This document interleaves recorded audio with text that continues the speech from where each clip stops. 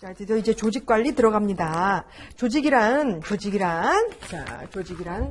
공동의 목표를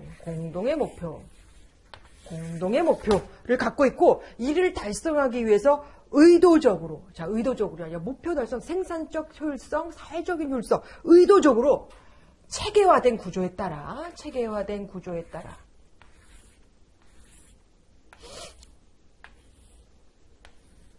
상호작용하면서 일정한 경계를 가지고 외부 환경과 적응해 나가는 사회적 집단이다. 이렇게 이제 이해할 수 있다. 이렇게 되어 있어요. 자, 여기서 핵심 단어, 키워드는 공동의 목표, 그 다음에 체계화된 구조, 상호작용, 일정한 경계, 외부 환경의 적응. 이렇게 5가지입니다. 자, 그 다음에, 앙리페올에 의하면, 앙리예요, 앙리. 그러니까 이게 지금 이제 미국 말로는 헨리 페올이거든. 헨리 페이올. 미국적으로 생각하면은. 근데 이제 이 사람이 프랑스 사람이잖아요. 그래서 앙리 파이올. 이렇게 이제 이야기를 해요. 그래서 제가 이제 편의상 H 페이올 이렇게 썼고요. 조직을 관리하는 것은 계획, 조직화, 지휘, 조정, 통제로 압축해서 설명을 하고 있습니다. 이제 앙리 페올이 이제 조직 관리론을 이야기를 했는데, 우리가 이거를 POLCC라고 우리가 외우죠. 지금도 이제 관리자가 해 나가야 할 POLCC에 대해서 아주 잘 요약해서 정리가 잘 되어 있다. 지금도 이제 이 사람의 이론을 잘 조직 구조에 적용하고 있다. 이런 데서 이제 시사점이 있어요. 자, 기계적 접근, 땡땡, 과학적 관리론과 일반 관리론이 있고요. 옆에다가 쓰세요. 이 과학적 관리론은 업무 능률과 생산 효율성을 중요시하겠다. 옆에다 쓰세요. 이게 이걸 기준으로 해서 다 논리적으로 접근을 해나가면 참 이제 이해하기도 쉽고 답안지 작성도 잘 제대로 이해하겠구나 이렇게 생각할 수가 있죠. 이제 많이 이제 우리가 배웠기 때문에 이지만 테일러의 과학적 관리로는 드리프트 매니지먼트의 한계점에서 오는 것을 극복하기 위해서 시간 동작 연구를 기준으로 하는 과학적 관리론을 이야기를 했죠. 과학적 관리론의 4가지 특징, 과과차기 꼭 외우셔야 된다고 제가 말씀드렸고, 이 과과차기에 따라서 직무 설계, 확보 관리, 개발 관리, 보상 관리, 또 상급자의 리더십까지 영향을 주고 있어요. 그다음에 일반 관리론, 고전적 관리론 이렇게 나와 있고, 앙리페올 이렇게 나와 있고요. 자, 관료제론 넘어가세요. 293페이지 관료제론. 이따가 메이오의 호손 연구 인간관계론도 제가 그냥 안 하고 그냥 생략을 할 건데, 이게 테일러의 과학적 관리론하고요. 메이오의 인간관계론. 이거는 인사노무 관리 시간에 잘 나와요. 시험에 잘 나와요. 그다음에 경영조직은 배보의 관료제론이 출제가 잘 돼요. 근데 이렇게까지 했는데도 이제 여러분들 공부 안 하면. 그래서 제가 오늘 별도 수업 유임을 답안 작성 양식에 관료제론을 제가 썼죠. 네, 이렇게 썼습니다. 자, 오늘 7번째 시간이네. 다음 주에 8번째 시간인데, 다음 주가 8주차잖아요. 그죠? 8주차 때 그냥 시험 안 볼 테니까 여러분 다 오세요. 다 온다. 다 오고, 또 내가 보강 수업 할 겁니다. 보강 수업 우리 구대리한테 이야기해가지고 보강 날짜 잡혔는데요. 시험 안 볼 거니까, 쪽지 시험 안 볼 거니까 다 오세요. 다 오시고, 중요한 부분은 제가 빠짐없이 다 말씀드리도록 할게요. 자, 293페이지. 관료제론 보겠습니다. 관료제는 독일의 사회학자 베버에 의해서 펼쳐진 이론으로, 자, 관료제란, 개념정이 나오죠? 관료제란, 목표를 능률적, 효율적으로 달성하기 위해서 합리적인 규칙에 의해, 동그라미. 합리적인 규칙에 의해 움직이는 고전적인 조직구조 모형이다. 개념 설명이 아주 잘 나와 있습니다. 관료제의 어원 나와 있죠? 뷰로 플러스 크러쉬예요. 합성어로 사무실 책상에서 미리 규정과 절차를 정해놓고 이에 따라 현장 실무를 해야 된다는 의미를 담고 있습니다. 과거 이제 여러 명 학자들이 얘기한 통치의 구분, 권력의 구분에서 합법적 통치, 전통적 통치, 카리스마적 통치로 구분을 했는데 이 중 독일의 사회학자 베버는 합법적 통치의 중요성을 강조한 것으로 볼 수 있습니다. 명문화된 규정과 규칙에 의한 통치 권한이 합법적이고 정당하다고 믿기 때문에 조직의 통치에 따른다고 본 것이다라고 되어 있어요. 근데 굉장히 이 당시 사람들한테 환영을 많이 받았어요. 이 독일에서 많이 받았다. 독일도 옛날에 뭐 이제 유럽이니까 왕도 있고 귀족도 있었겠죠. 왕도 있고 귀족도 있으니까 이게 이제 전통적 통치에 의한 방식. 최근에는 이제 그 마을의 연장자, 마을 이장, 여기까지 우리가 해석을 하고 있지만 그 당시엔 이랬단 말이에요. 그러니까 이제 밑에 죽어나는 건 밑에 있는 농민들, 이제 군세 시민들, 뭐 이런 사람들이 이제 죽어나서 그래서 이제 박스베버의 합법적 통치 이런 걸 이제 이런 개념을 이야기를 하니까 많이 이제 환영을 많이 받았죠. 이제 우리는 다 평등한 상태에서 이제 우리가 합법적 통치, 뭐 규정과 절차에 정한 바에 따라 우리가 움직이면 되는 그런 이제 위계관계를 가질 수가 있겠구나 이렇게 생각을 한다는 것이죠. 293페이지 관료제의 특징. 자, 여기에 출제가 잘 돼요. 관료제의 특징. 관료제의 이상적 특징 7가지 이상을 쓰시오. 뭐 이런 거. 관료제의 이상적인 원칙, 관료제의 원칙 7가지 이상을 쓰시오. 뭐 이렇게. 첫 번째, 분업에 의한 전문화. 분업이란 작업 능률을 향상시키기 위해서 업무를 단순화시키고 세분화시키는 과정을 말합니다. 모든 업무는 단순하고 일상적이고 명확하게 규정된 과업으로 분할되어 할당되는 것이다. 분업에 의한 전문화. 분업과 전문화는 같은 말이다. 결국 같은 말이다. 이렇게 제가 말씀드린 바가 있고요. 294페이지. 고도의 공식화 짓거나 회사에 적용되는 공식적인 규정과 규칙, 절차에 의존하면서 업무의 일관성을 도모할 수가 있습니다. 네, 또 각종 의사결정권, 권한 이런 거는 상위층에 집중되어 있죠. 3번 규칙에 의한 관리. 옆에다 써요. 행동 지침이 있다는 얘기예요. 행동 지침. 규칙에 의한 관리. 행동 지침. 고용지원센터에 가서 실업급여 신청하려고 봐요. 실업급여 담당 직원이 실업급여 고용보험 상실사유 그 실업급여 수급 자격에 맞는 그 업무 지침에 있습니다. 행동 지침에 있습니다. 이런 말씀 그렇게 이제 설명 들었던 바가 있을 거예요. 그런데 대표적인 관료제 기계적 조직이기 때문에 그런 거죠. 모든 종업원들의 직무상의 행동은 규칙, 규정, 절차에 의한 관리로 이루어져 있다는 것을 의미를 하는 것이고 구성원의 행동을 규제하는 행동 지침으로 활용이 됩니다. 규칙 준수는 행동 절차와 운영의 일관성을 높일 수가 있고 조직 내 안정성을 유지할 수 있어요. 4번 권한의 계층 구조. 권한의 계층 구조란 직위에 의한 위계 구조를 말하는 것으로 하위 직위는 상위 직위의 통제하에 있습니다. 그 권한 구조, 계층에 의한 권한 구조는 쉽게 말해서 이거예요. 여기 하위층이 해야 될 일이, 하위층이 해야 될 업무와 역할, 책임감이 다른 것이고 상위층이 해야 될 역할이 또 다른 것이다. 이게 쉽게 말해서 여기서 말하는 권한의 계층 구조는 이런 의미를 담고 있습니다. 그러니까 직위에 의한 위계 구조. 하위 직위는 상위 직위의 통제하에 일을 한다. 뭐 이렇게 이제 설명은 하고 있지만 저런 의미를 담고 있어요. 자, 사적인 감정이 배제된 제재 조치. 종업원의 잘못으로 발생된 그릇된 결과에 대한 제재 조치는 규칙과 규정에 의해서 적용되므로 일관된 특징을 갖고 있고 그 제재 조치는 사적인 감정을 배제한 상태에서 해야 되겠죠. 사적인 감정이 결부돼서 하게 되면 직장 내 괴롭힘이 되는 거예요. 6번 공정한 평가. 선발과 승진에 관한 의사결정은 후보자들의 기술적인 자격, 능력, 성과에 기초를 두고 있고 모든 종업원들은 규칙과 객관적인 기준에 의한 평가를 받게 되어 있습니다. 따라서 공정한 상급자는 인사평가할 때 주관성의 개입이나 인간적인 배려를 반드시 배제해야 되겠죠. 이를 또 다른 표현으로 뭐라고도 불러요? 네포티즘, 정실인사 배제라고 합니다. 자, 7번째. 조직 구성원의 신분 보장 또는 평생 고용 계약 이렇게 되어 있는데요. 구성원들은 각 조직 내에서 차근차근 경력 경로를 밟아가도록 되어 있고 종신고용, 평생 고용 계약을 맺게 되신다. 그러니까 정년이 보장된다는 것이죠. 8번째, 조직생활과 사생활의 명확한 구별 넘기겠습니다. 295페이지. 9번째, 합리적인 조직경영. 합리적인 조직 경영은 조직 목표를 세분화시켜서 각 부서의 목표를 특수화한 것으로 모든 부서가 그들 각각의 목표를 달성할 때 회사는 전체적인 목표를 성취하게 될 것이다. 각 부서의 목표만 잘 한다면 이게 분업에 의한 전문화에서 유래된 거죠. 각 부서의 목표.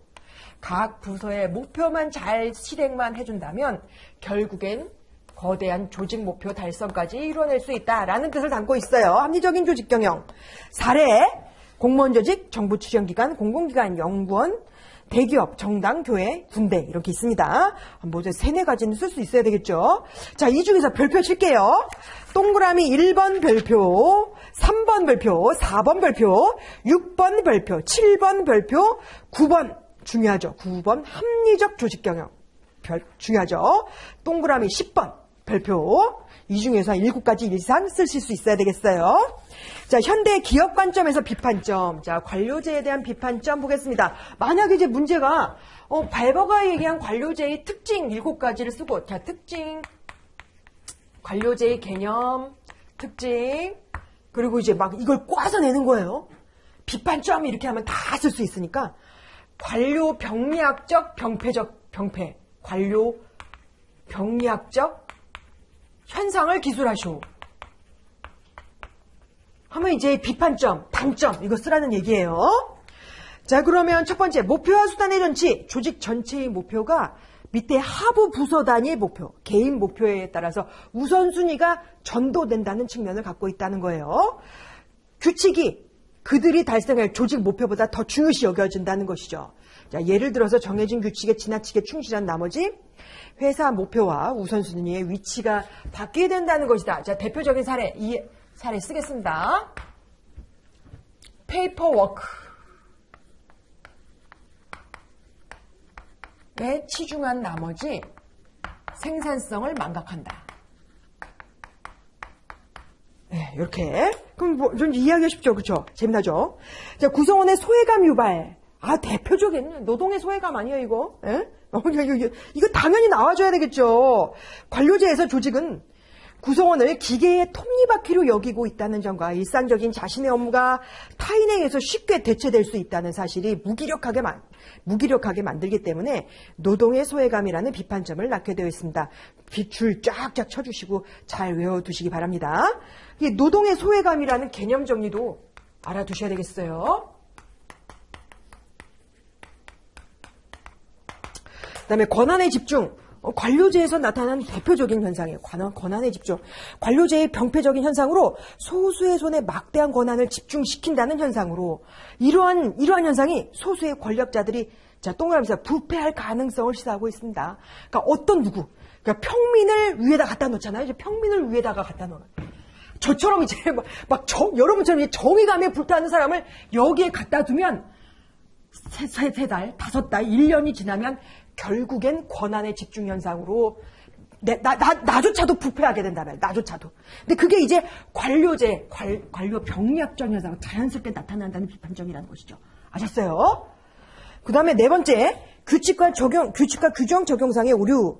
규칙, 규정 절차의 공식화 정도가 심할수록 급격하게 변화하는 경영환경에 유연하게 적용하기가 어렵다라는 것인데 이것은 마치 296페이지 조직의 경직화와 비슷하네요. 조직의 경직화 개념 외워주셔야 되겠습니다. 조직의 태도, 분위기, 사고방식 등이 엄격해서 상황 변화에, 환경 변화에 융통성이 없는 상태가 조직의 경직화예요. 이거 외워두셔야 돼요. 개념 정의 외워두셔야 되겠어요. 그래서 환경 변화에 유연하게 대응할 수가 없어요. 자, 과잉동조 동그라미. 과잉동조 동그라미. 집단의 구성원들이 표준적인 행동 양식에 지나치게 동조하는 현상을 말합니다. 관료제에서 상사의 지시나 관리에 따라 소극적으로 처리하고자 하는 관료들의 병리학적인 현상 중에 하나로 과잉 동조는 여러 가지 부작용, 목표와 수단의 전치, 법규 맞는 상사, 구태의연, 선례 답습주의, 무사한일주의 이런 여러 가지 현상을 유발시키는 또 원인이 되기도 합니다. 과잉 동조. 자, 문서주의, 과잉 동조. 과잉 동조. 아까 읽으실 때 집단 동조도 얘기를 했는데요. 집단 동조, 집단의 의견에 무조건적인 동의한다는 거. 과잉 동조. 좀 알아두시기 바랍니다. 과잉 동조. 자, 7번째, 문서주의, 형식주의. 대규모 조직에서는 사무처리의 비합리성을 배제하고 책임의 한계를 명확하게 의하여 주로 문서로 다 문서화시켜서 업무 처리를 하는데, 이러한 과도한 문서주의, 형식주의, 과도한 관료제는 동그라미 치세요. 복잡한 결제 날인 절차. 복잡한 결제 날인 절차. 레드테이프라고 합니다. 레드테이프를 양산합니다. 레드테이프를 양산한다. 좀 더 이제 우리가 좀 유식하게 이제 사자성어로 법문 용례라고 말도 씁니다.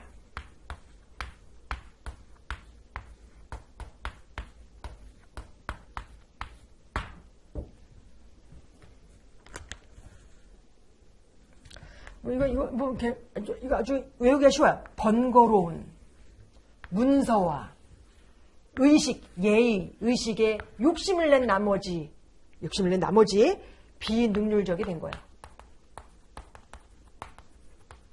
법문 용례, 레드테이프, 법문 용례, 무사안일주의, 문제 해결에 적극적이고 쇄신적인 태도를 취하지 않고 정책 결정을 지연시키며 상급자의 지시 명령에만 의존해서 맹조하고 책임 회피를 위해서 상급자의 권위에 의존하는 경우가 빈번하다라고 되어 있어요. 무사안일주의. 조금 이제 그 행정학에서 얘기하는 행정편의주의하고 좀 비슷해요. 행정학에서 얘기하는 행정편의주의, 무사안일주의. 행정편의주의. 시간이 좀 넉넉합니까요? 시간이 좀 넉넉. 어차피 보강도 하니까 제가 재미난 얘기 해줄까요? 옛날에 이제 김신조라는 이제 북한에서 소수 정예 부대를 이제 양성을 해가지고 난파시킨 거예요. 근데 이제 이 사람이 잡혔어. 이제 결국엔 잡혀서 그 영화 보니까 그 청와대 뒷산에서 큰 거 보다가 잡혔어요. 이제 영화 보니까 그래. 이제 이 사람이 이제 이름이 김신조인데, 그러면 이제 기자들이 모여가지고 이제 그런 거 이제 하잖아요. 왜 우리 남한에 내려오셨습니까? 남한으로 급파되셨습니까? 그러니까 김신조가 이러는 거예요. 박정희 목을 따라왔다 이런 거예요. 깜짝 놀랐죠, 사람들이. 깜짝 놀랐어. 사람들이 막 깜짝 놀랐단 말이에요. 근데 이제 그 당시에 이제 그 청와대가 이렇게 있으면 뒤에 이제 산도 있죠. 뭐 산만 있다고 여기가 이제 안전해야 되잖아요. 그러니까 여기에 이제 그 당시에 이제 군인들이 보초를 서는 데가 이제 몇 군데가 있다고 해요. 지금도 아마 있을 거야. 없을 수가 없지. 아니야. 지금은 없겠지. 용산에 있겠지. 뭐 이제 이렇게 있었다고 해요. 이제 땅에서 이제 군인이 여기 몇 명이 이제 교대 근무를 하는 때가 있었다. 근데 이제 그 김신조와 그의 무리들이 여기 이제 뒷산을 통해서 축축 해가지고 그냥 요를 딱 오는데 이 지붕이 무너진 거예요. 그래서 이제 막 헐헐 날아다녔죠. 이제 막 헐헐 날아다니면서 이제 지붕이 무너지면서 요 안에 이제 보초에 군인, 공무원, 관료제 공무원이 뭐 이제 그날 추운 겨울날 이제 따뜻하게 난로에서 이제 손 째고 있었는데 지붕이 무너지면서 김신조가 딱 떨어진 거예요. 그래서 이제 코달탕 놀래가지고 뭐 어쩌고 저쩌고 이제 막 이렇게 해가지고 이제 그래서 이제 알게 된 거죠. 이제 경보가 울리고 그랬다. 그런데 사실 이렇게 보초를 쓰는 의미는 먼 데를 좀 알아보고 좀 뭐가 좀 토끼가 지나가더라도 좀 무전기로 연락하는 게 그게 역할 아니에요? 근데 그걸 소홀히 했다 이거지. 그래서 이제 검찰청이 그 당시 검찰청에서 이제 이 사람들을 왜 제대로 일을 하지 않았느냐. 뭐 이런 걸로 해줘. 공무원 원칙의 업무 역할에 충실하지 않았다. 그래서 이제 사건으로 넘겼어요. 그때 이제 이 사람들이 자신의 이제 의견을 자신의 입장을 이것으로 행정편의주의, 무사안일주의, 행정편의주의로 이야기를 한 거예요. 나는 업무 매뉴얼대로 나는 했을 뿐이다. 업무 매뉴얼대로. 군대에서 적용되는 업무 매뉴얼대로 새벽 2시에서 4시까지 난 이렇게 하도록 되어 있다. 난 그 정도의 긴장감만 갖고 있었을 뿐이지 내가 이거를 토끼 눈을 뜨고 이렇게 해야 된다는 게 업무 매뉴얼에 없다라고 한 거예요. 그래가지고 이겼어요. 이거예요. 이게 문제죠. 관료제. 예. 위험이 보장돼. 위험한 상황 속에서도 이게 환경 변화에 유연하게 대처할 수가 없습니다. 자, 이런 거예요. 재밌지 않아요, 여러분? 네, 나만 재밌습니다. 자, 9번째. 변화에 대한 저항 보겠습니다. 관료제는 본질적으로 보수주의적, 현상유지적인 특징을 갖습니다. 본질적으로 보수주의적이고 현상유지적인 특징. 세 번째 줄, 규정에 지나치게 집중을 하다 보면 상황 변화에 대처하는 융통성이 부족해집니다. 10번째, 비판적. 전문화 축으로 인한 무능. 굉장히 좋지 않습니까? 너무 지나치게 분업화 전문화, 분업에 의한 전문화를 추구하다 보니 무능하다는 얘기예요. 자, 이것과 비슷한 말이 부서이기주의, 할거주의, 또 이제 영어로는 부서, 주의, 이렇게도 얘기합니다. 그 여러분들이 뭐 공공기관에 예를 뭐 이제 전화를 해요. 뭐 국민연금공단, 건강보험관리공단, 근로복지공단, 고용노동부 대표전화 뭐 이렇게 전화를 한단 말이에요. 그러면 이제 딱 전화를 받아가지고 막 구구절절히 우리가 얘기 다 했는데 네. 담당 부서로 연결해드리겠습니다. 그래요. 이거예요. 부서이기주의, 할기주의. 그러면 뭐하러 거기 그거 대표 전화 왜 있는지 난 이해가 안 돼요. 자, 분업화된 업무만 알고 있고 전체적인 업무를 이해하는 능력이 부족해서 관료제는 훈련된 무능함이다라는 비판을 받았습니다. 자, 297페이지 인간관계론전 접근 땡땡 인간관계론 이렇게 돼 있고요. 여기다가 이꼴 신고전이론. 자, 이게 네오, 뉴, 이거가 똑같아요. 그러니까 앞에 이제 관료제론, 고전적 이론을 새롭게, 여기에 이제 새롭게 나타난 이론이다. 그래서 인간관계론을 신고전 이론이다. 이렇게도 얘기합니다. 자, 메이오와 레스리스버거, 호선 전화기 제조, 공장, 이거 연구조사 방법을 외워주셔야 된다고 했어요. 조개, 면배. 자, 넘기겠습니다. 바나드의 협동체계론 299페이지. 자, 통합이론 의 보겠습니다.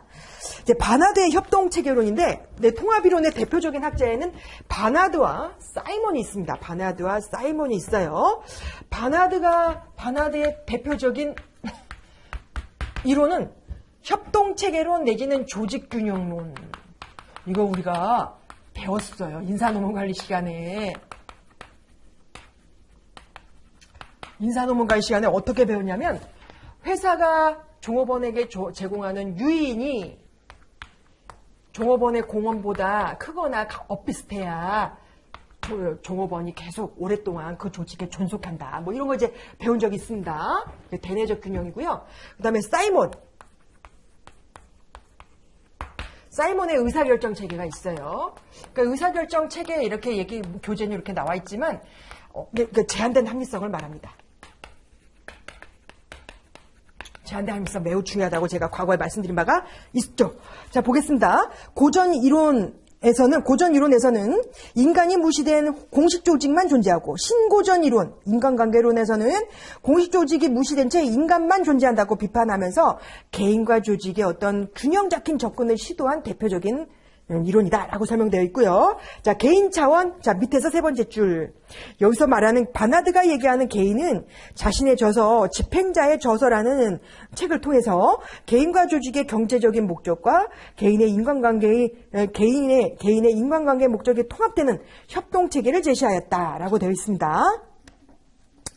자, 개인의 본질적인 특징. 세 번째 줄 끝에 되어 있죠. 개인의 본질적인 특징은 한마디로 요약하면 조직 내부에서 발생되는 갖가지 행동과 활동을 말해요. 자, 개인과 조직을 통합시켜주는 이론이다. 그 다음에 조직은 300페이지 동그라미 2번 조직은 바나드는 조직을 집단이 아닌 협동적 관계 동그라미 협동으로 봤습니다. 협동 시스템, 조직을 협동 시스템으로 봤어요. 자, 이래서 개인과 인간과 조직의 통합된 이론이다. 이렇게 이제 이야기를 스스로 얘기를 했죠. 자, 조직의 기본적인 요소는 협동의지, 자, 구성원의 협동의지, 자, 공동의 목적, 커뮤니케이션 이렇게 되어 있고, 공동으로 협동하면 이렇게 외우시면 되겠습니다. 자, 협동의지, 조직의 목표 달성을 위해서 개인이 노력하고자 하는 마음의 상태를 말하는 것이고, 공동의 조직 목적은 조직 구성원들이 수용할 수 있는 가장 큰 경제적 효율성을 달성하고자 하는 목적을 말하는 것이고, 커뮤니케이션은 협동의지와 공동의 조직 목적을 형성할 수 있게 하는 유일한 수단, 이런 것이 커뮤니케이션이 있다라는 거. 조직 균형론 보겠습니다. 바나드는 조직의 목적과 개인의 목적이 이제 원래 일치하지 않는 데서 출발한다고 보았고, 일치하지 않는 이 두 개의 목적을 어떻게 극복하느냐, 여기에 이제 관심을 뒀다는 것이죠. 자, 이것을 크게 대내적 균형과 대외적 균형으로 바라봤고, 대내적 균형은 밑에서 두 번째 줄, 개인이 조직에 주는 공헌과 조직이 개인에게 주는 유인이 비슷하거나 공헌보다 유인이 커야만 한다라고 이제 봤던 것이죠. 301페이지 맨 위에 있는 수식, 공식 외워주셔야 되고 별표. 대외적 균형의 경우에는 외부 환경과의 이해관계자와의 균형 상태를 말합니다. 자, 평가 보겠습니다. 조직의 본질을 이해하는 데 있어서 조직 목적이라는 합리적인 측면과 구성원의 인간적 측면을 모두 포함해서 일원화시켰다라는 이제 찬사를 의미 있는 이론이다 이렇게 이제 평가를 받았고 조직의 경제적인 목적 그리고 종업원의 사회적인 목적 이걸 통합시키고자 시도한 이론이죠. 자, 사이먼의 의사결정 체계는 제가 이제 말씀드렸지만 허버트 사이먼 여기 허버트 사이먼 이제 제한된 합리성을 이야기를 하는 거예요. 제한된 합리성 제가 집단 차원의 조직 행동할 때 제가 말씀을 드렸고 이것과 이제 비교해서 규범적인 의사결정